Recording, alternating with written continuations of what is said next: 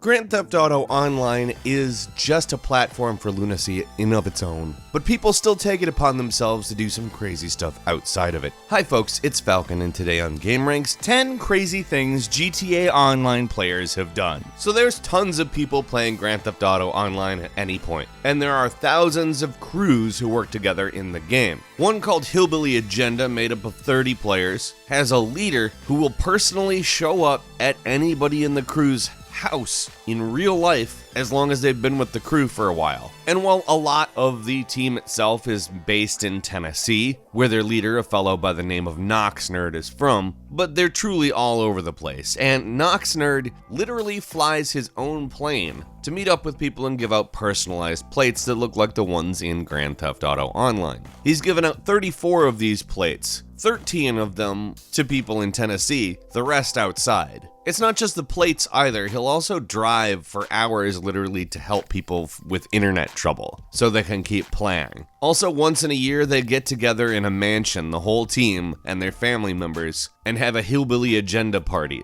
If this sounds unbelievable to you, check out NoClip's 40-minute documentary on Hillbilly Agenda. Like, it's very obviously real, and it's wild. Number 9, after some time for observation has been allowed to pass, players in Grand Theft Auto Online found a road that there is no such thing as a car that drives through a specific curb without having some sort of issue.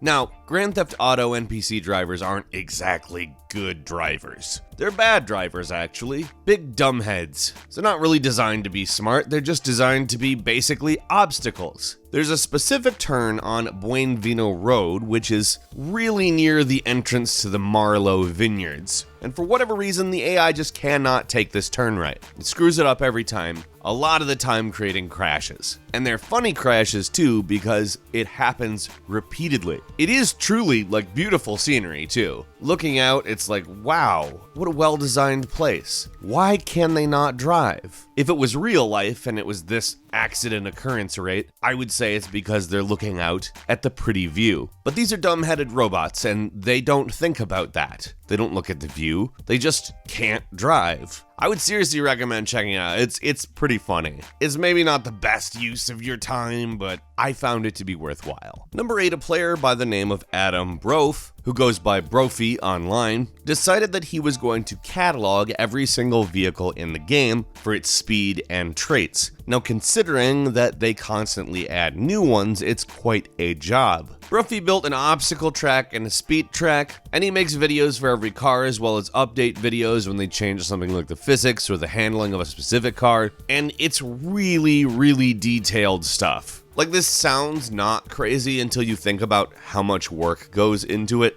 It's astounding. And this guy does it truly for the love of it. He has a Patreon and he's only making $473 a month. In the meantime, tons of people literally wait for the Brophy video, whether or not they should buy a car or add it or upgrade it or, their choices, as well as just being informed on what they're up against. If this is stuff that actually matters to you, I would say consider watching him. And if you like what he does, consider being his patron.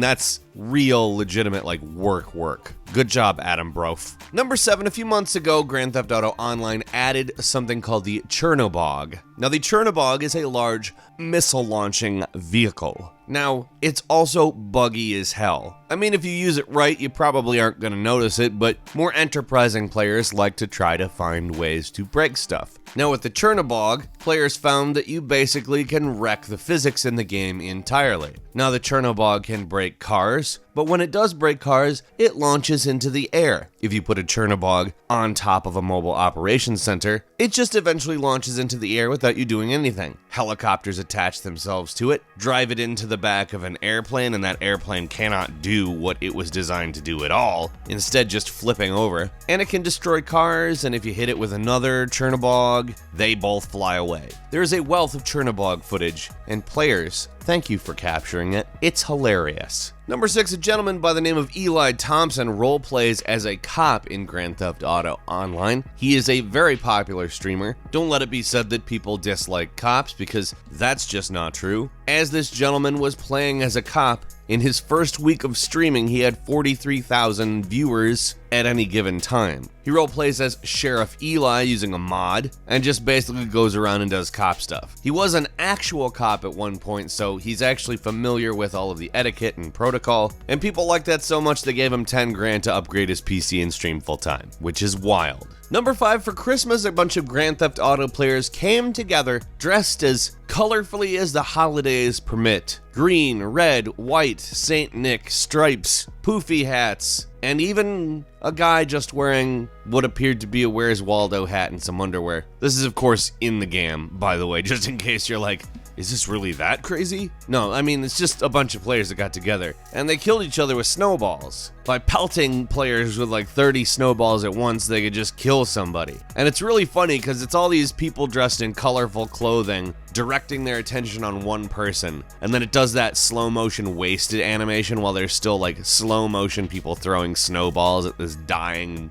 / dead body. It's not what you would expect out of holiday cheer, but it did cheer me. I will watch it again as the holidays approach. Number 4, a guy decided he wanted to test a hypothesis. A guy decided that instead of being violent or criminal in Grand Theft Auto Online, he would take a more friendly approach. So he went up to 100 different people and said, "Hi," or "Hello." Now, I don't know if you're expecting this to go a different way than I was the moment after I saw this. A nice way, a fun way, a way that improves your outlook on humanity itself. Well, you'd be wrong, because the vast majority of times he says hello to people, they just outright kill him. Which, like I said, is the thing that I expected, and if you also expected it, good for you. It's not like you're some kind of a psychic or anything, though. That's what we all knew what was going to happen. Number 3, people make online short films all the time in Grand Theft Auto Online, and although it's obviously staged, this quote-unquote longest shot ever attempt is actually a borderline decent piece of weapons cinematography. It's obviously virtual, it's obviously pretend, no actual records were set, but it's a fun watch. Number 2, obviously the worst and most annoying thing you can be in Grand Theft Auto Online is a cheater. Let's just say this right off, if you ever cheat in an online game, screw you. Why?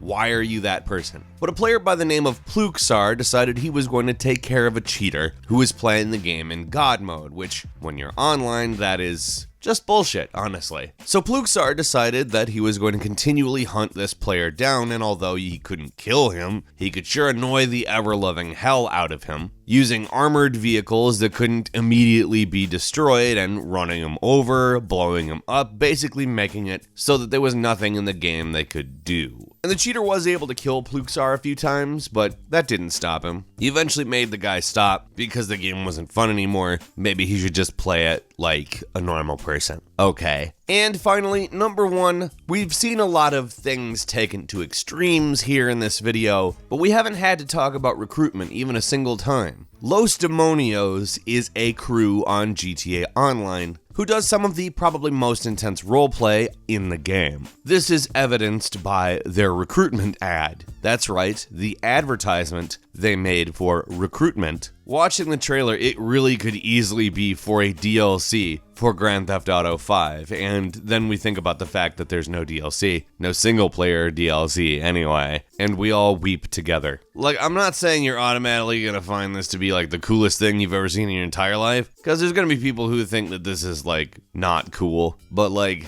I don't know if you understand the kind of effort that goes into making cinematic stuff with Grand Theft Auto. It's not maybe as easy as you might think, and I think it's pretty cool. You ever do anything crazy in Grand Theft Auto Online? Let us know what it was. Also, what here was the most interesting to you? Leave us a comment, and if you enjoyed this video, please click like. If you're not subscribed now, it would of course be a great time to do so. We upload brand new videos every day of the week, and the best way to see them first is of course a subscription. As always, we thank you very much for watching this video. I'm Falcon, you can follow me on Twitter at Falcon the Hero, and we'll see you next time, right here on Game Ranks.